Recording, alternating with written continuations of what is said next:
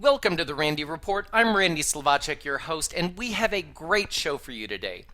Some of my favorite episodes to produce are those when I get to introduce to you, the audience, new out artists that I've discovered that I find really exciting, whether they're out actors, out musicians, out authors, anyone creative, because I find the creative process really exciting. And I love sharing these out artists with you here on the Randy Report radio show and also on my daily blog, therandyreport.com, where I cover pop culture, politics, and entertainment of interest to the LGBT community. Today I'm talking with Brandon SHAY-AH, who's an LA-based singer-songwriter artist who already has a strong presence among the industry's creative community. By the age of 22, he's been featured in Billboard, by Ryan Seacrest on MTV. Over on SoundCloud, he has over 3 million listens. He has an active fan base of over 350,000 followers. On YouTube, where you can really get a sense of his depth and his talent, where he posts cover songs and original songs that he's written, he has over 180,000 subscribers and he has nearly 9 million views of his videos. Now, those videos get a lot of play. For instance, his cover of Ariana Grande's Problem has over 1.1 million views already. His cover of Adele's Hello, which has only been out a couple of months, has almost 900,000 views. And on down the line, these are the kind of numbers this 22-year-old guy, who, by the way, is charming and warm and very easy on the eyes. So go watch the videos. You'll enjoy them on many, many levels. Today, I'm going to talk to Brandon about his new single. It's an original song that he co-wrote called So Bad. It's already doing really, really terrific, and I'm excited to get to talk to him about his creative process. I'm always interested in the different ways people create their art. So I love talking about creative process, about how he likes to work in the studio, how he feels about being an out artist. And I also ask him about his incredible vocal range, because it's one of the things that's become his hallmark. He has this really warm lower range, but this amazing high range. So we're going to talk to Brandon SHAY in just a few minutes, but let's take a listen to his fantastic new single, This Is So Bad, and then we'll be talking with Brandon. Every day, every word that I say, lip service. I'm okay, I'll deny what's beneath the surface. Without you here, I don't know what I'm doing. Can't hide my fears, I try but I'm in ruins. I could sit and lie to you, but what's the point, what's the use? You can see I'm blind for you. You break the rules and I'm the fool that wants you badly. No matter what you do, I still love you madly. With your every move, I want you so bad. I want you so bad. I want you so. Where do you go when you go? I know, but I pretend I don't. Where do you go? Far from home. You go, but still I don't. Without you here, I don't know what I'm doing. Can't hide my fears, I try, but I'm just human. I could sit and lie to you, but what's the point, what's the use? You can say I'm lying for you. You break the rules and I'm the fool that wants you badly. No matter what you do, I still love you madly. With your every move, I want you so bad. I want you so bad. I want you so bad. Oh, badly. A better day is on the way. When Saturday comes, I'll leave ya. I know the game we love to play. You walk, I'll follow the leader. I'll follow the leader. 'Cause you're my leader.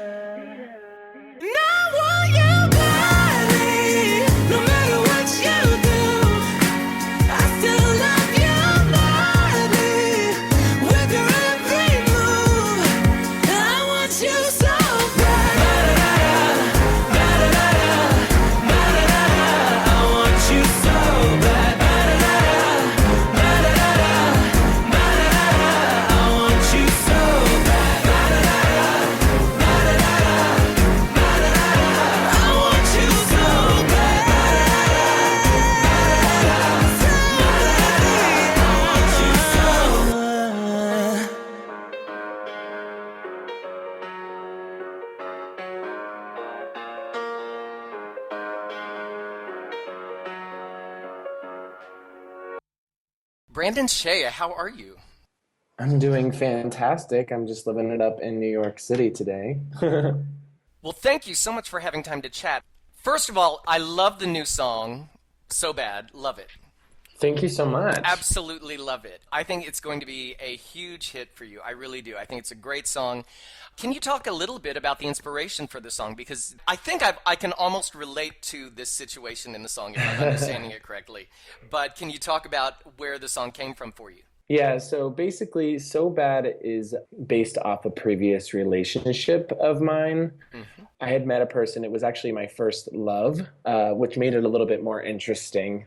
I was deeply, deeply in love with this person, but around 6, 7 months into the relationship, it just became evident that love wasn't enough. We had many, many differences. We didn't get along a lot of the time. And it just kind of created this feeling like, man, I just want you so bad all the time, but I can't. Like, it's just, like you fall so in love with somebody or the idea of somebody, and then, you really get to know them, your personalities clash, and then it's just like, there's nothing you can do in reality except for that feeling that lingers, of wanting somebody so bad, but knowing it's not the right time or the right place. So that's basically the full inspiration behind it. The same situation actually was kind of going on with my co-writer, Hillary Bernstein, at the same time. So both of us were going through this really rough relationship period and just came up with this concept, and it just flew out of us really quickly. The melody is so strong. The whole structure of the song, by the way, is great. I mean, I think it's great songwriting, besides your Thank you. fabulous vocal. I think the structure is fabulous because you do take us on a bit of a ride. Like, we don't just come out of the box, hit the beat, and just ride through the entire time. You're giving us levels and things, and I think it's also very vulnerable with the vocal, the way you've structured it. Yeah, I wanted it to be vulnerable. I wanted it to be dynamic, especially. I really love songs that have, a lot going on, but in a classy way. So Hmm. like, starting it off simple, bringing it big in the chorus, and then bringing it back down for a second, just kind of giving I guess, the feeling of the emotion that I felt in that period of my life into the song.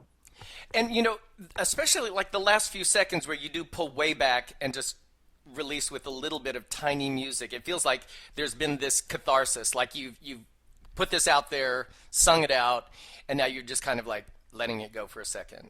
Yeah, just letting it flow out. I have to say the production is excellent. Who was your producer? So I work with two guys. One, his name is Dibs. He goes by a producer named Dibs. And then Chris Lyon. They're both based out of Los Angeles. They actually just moved not long ago from New York City as well. But they are literally untouchable in my book. Like, they are just masters at what they do. And I could not have created such an amazing piece of art, in my opinion, without them. It's almost like I don't want anyone else to, like, right now be with me in that sense of production, because they're just so good. Like, I just love them to death. They're the greatest people on this planet. Like, we've just created a really nice atmosphere between, myself, my co-writer, and the producers that we have currently. And they just have been a pleasure, like the best people to work with. I'm always fascinated about creative process. I was an actor myself on Broadway, and I still work in theater. And so dealing with other collaborators, whether it's a director, a choreographer, or other actors, I'm always very aware that everybody has their own creative process. And they're not always the same, but they can blend together really well and be really successful, even without being the same. When you work with producers and you're working on a new song, you're working on a new recording, how do you like that to work? Do you bring a finished song to the table and hand it to the producers and say, I have this in mind? Or does the song continue to develop as the song is being recorded and produced? Or do you even have a specific process? Is every song like a different child to birth? It really matters on what the purpose of the song is. So if it's something to do with my own project, if it's a song that it's going to be behind my name, usually I'll bring a finished song to the table.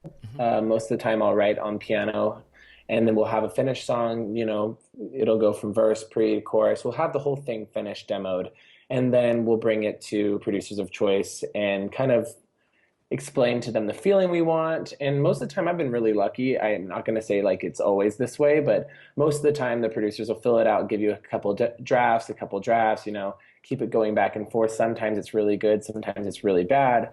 In my experience, it's only been really good for any of my personal projects. Like most of the time, the producers I work with just get it super, super fast. So I haven't really had like too bad of a experience. But if it's something that I'm pitching or something that I'm trying to sell or give to another artist myself, it's a whole different experience. So, it all depends on what kind of music that artist is creating or what kind of mentality that person is going through at that time. Like if I were to write a song for Maroon 5, I'm obviously going to make it a little bit more pop banger. It's going to be a little bit more of a electric pop sound. It's not going to be necessarily my style. So it really depends on what the process or what I'm doing the song for.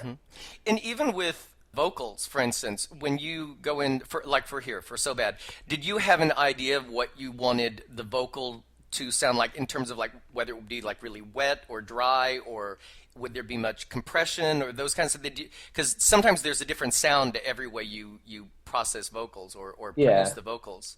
I try to stay out of anything on that term. I definitely know what I want. I wanted it to sound big. I wanted gang vocals. I really wanted gang vocals on the chorus.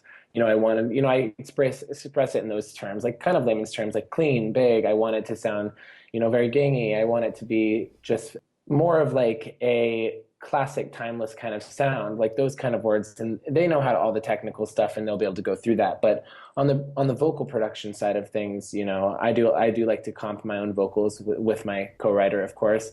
And then the rest of it's really the production on the producer side. Well, and speaking of production and being big, I have to bring up the fact that, a lot of independent emerging artists tend to lean towards smaller production or acoustic production, maybe with a guitar or something, with early original material. And this is full on radio ready, like big. And so you knew that's where you wanted to go with this. It's fabulous. I think it's great.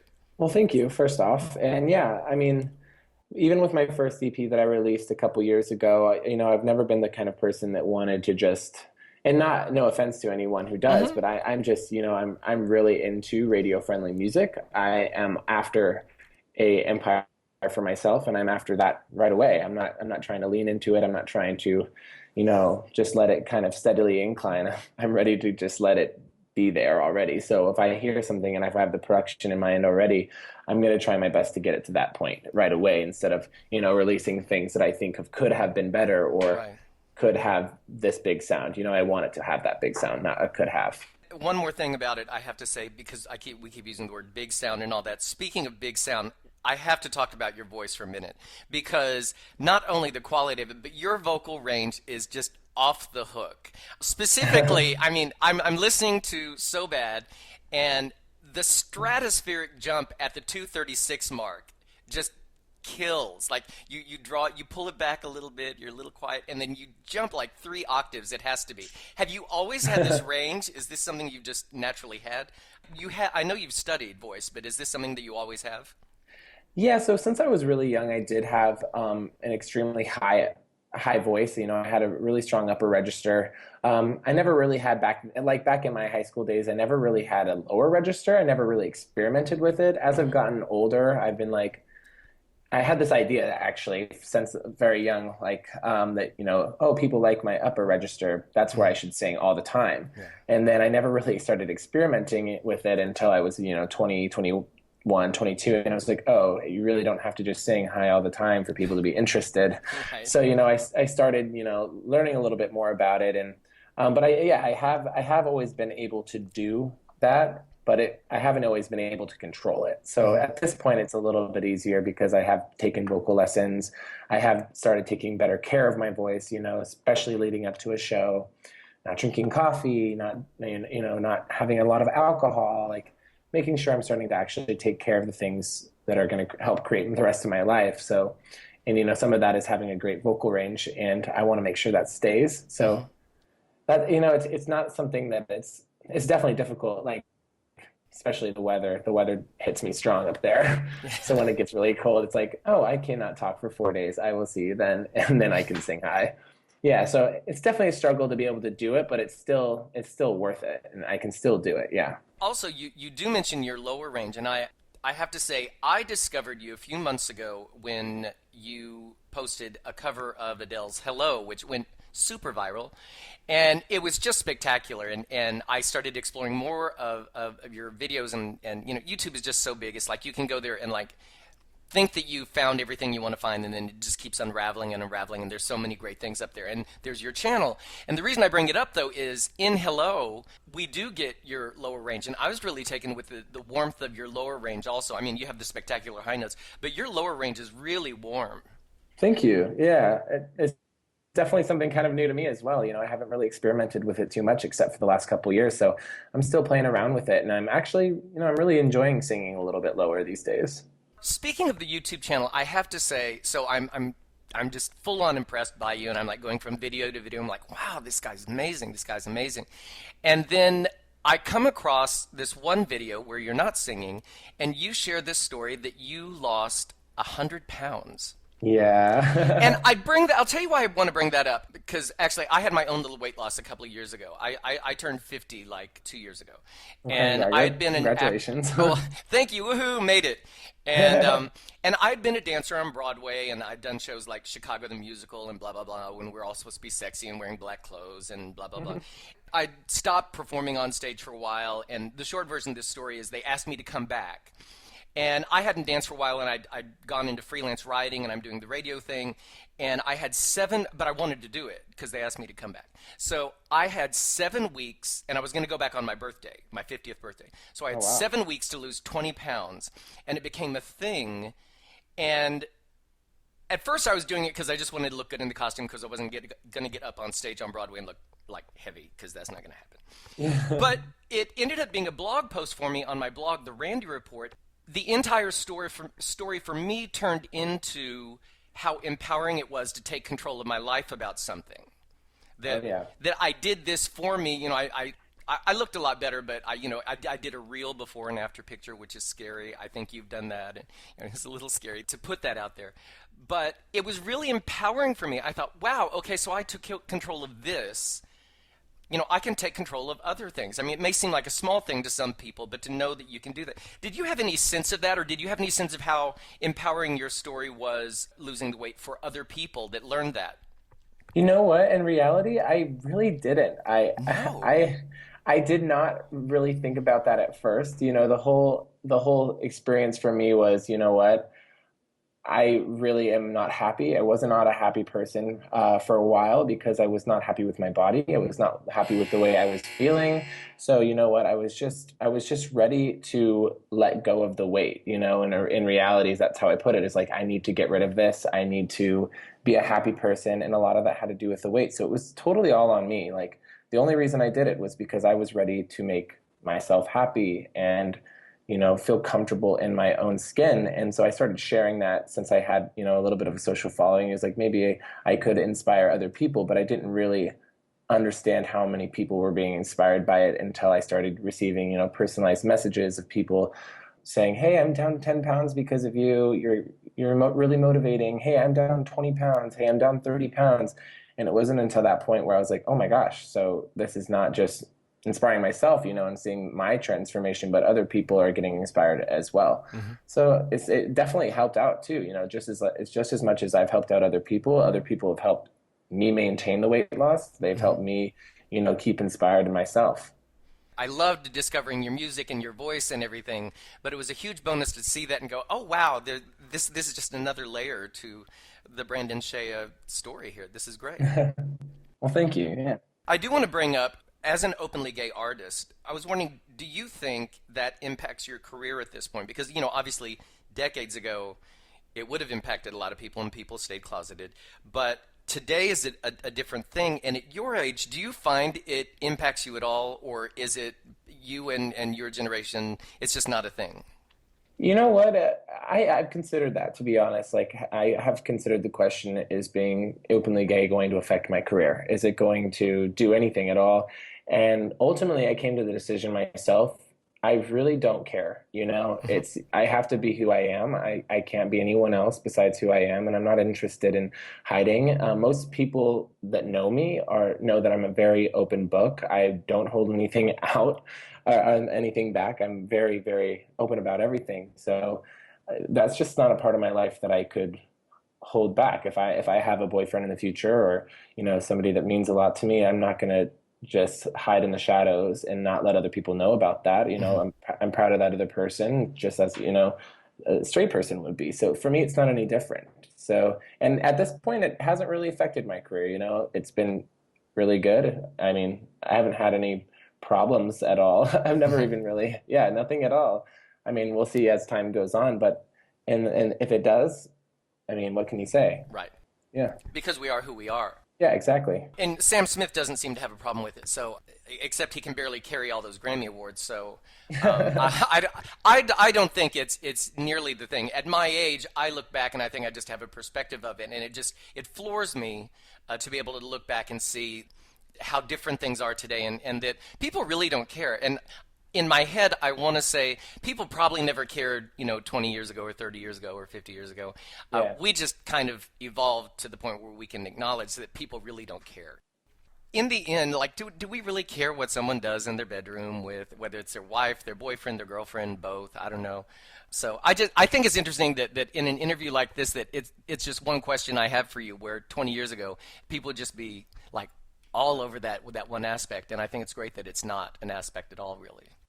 Yeah, to me, it just doesn't, I just can't say it matters to me. Yeah. It matters in a sense that it doesn't matter almost, like you should be able to be open about who you are, regardless if you like men or women, or if, same sex, opposite sex. To me, it doesn't matter. And I mean, that's other people's thing. But in my career, in my path, it's not going to matter if you come up to me and tell me you're gay. It's not going to change any way that I think of you. Or if you tell me you're straight, it's not going to change any way I think of you. It kind of blows my mind that it even would at one point, but there's nothing I can do about it. So like all I'm going to do is be exactly who I am and advocate for the people I care about. Absolutely. And speaking of that, one other thing I want to say is, do you feel like, because you do have a platform at this point, you're in the public eye, people love your music, do you feel any kind of responsibility or anything like that in terms of like being someone out there for young LGBT people to see? I feel a little bit like that. I do want to show people that you can be an open artist and still be successful. I want to show people that, the world is changing. I don't necessarily think I have to be like this outspoken person, but I want to just be real. I just want to be who I am. And I want to show that you can be openly gay. You can be exactly who you are and still be successful and still be happy and still do this and still do that. And I'm coming from a place where I'm fully independent. I'm doing this most of the time up to now, all on my own. And, you can do it in any situations, regardless of you're rich or you're poor or you're gay or you're straight. So I want to advocate for those people. Absolutely. Well, I really appreciate you having the time to chat with us. And one last thing I want to ask, so with the release of So Bad, will you be touring or playing out in the next few weeks or months? I definitely will be having some shows, of course. You can check out my social medias to get a better sense of when those are. I don't have any fully locked in things yet. They're all under agreements, and etc. But if the fans and stuff want to go check it out, they can check it out on all of my social medias. I'll definitely be posting about any shows that I'm doing. So yeah, that's probably the easiest way to figure that out. We'll make sure that we list all of that here on the radio show. And I really appreciate you taking the time, Brandon. I think you're terrific. I love your voice and I love your message. So good luck with the single. I don't think you're going to need my good luck wishes, but good luck with it. I think it's going to be fabulous for you. Well, thank you so much, and I appreciate you having me on your show. Absolutely. Have a great week. You as well. Bye-bye. I want to remind you that you can find Brandon's new single, So Bad, on all digital outlets right now. It's available everywhere. There's a link in the show description on the radio page for this show, and that will take you to his SoundCloud page, his Spotify page, the link on iTunes. Also, make sure you check him out on YouTube and Facebook and Twitter. All of the information is in the show description.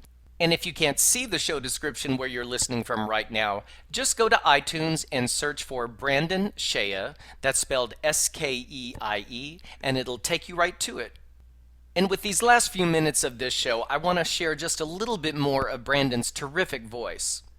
Just a few months ago, when Adele released her mega hit single, Hello, Brandon was one of the first male voices to record the song, and his video of the song went viral. It was how I discovered him, and that's led to this show, and the world just really embraced this gorgeous acoustic version of the song. So I want to close this show with Brandon's acoustic version of Adele's Hello. Thanks for tuning in, folks, and I'll see you next week.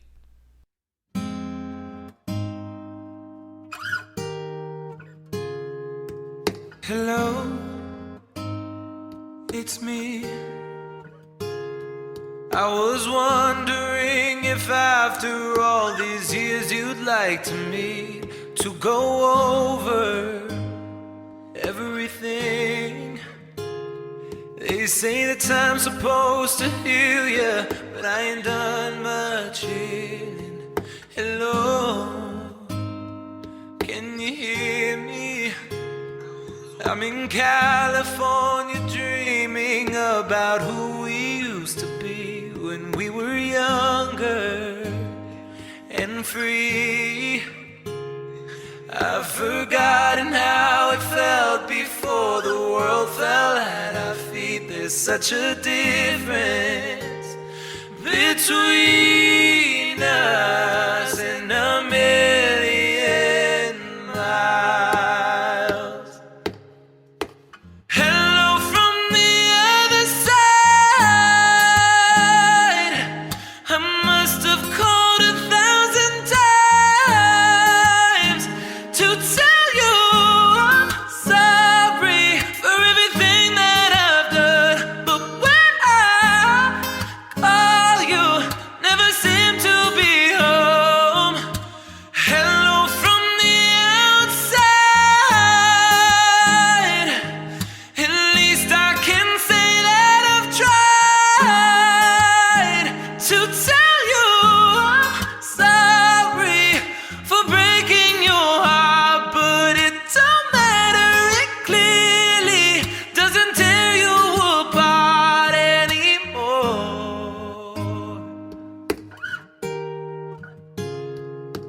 Hello, how are you? It's so typical of me to talk about myself. I'm sorry, and I hope that you're well. Did you ever make it out of that town where nothing ever happened? It's no secret that the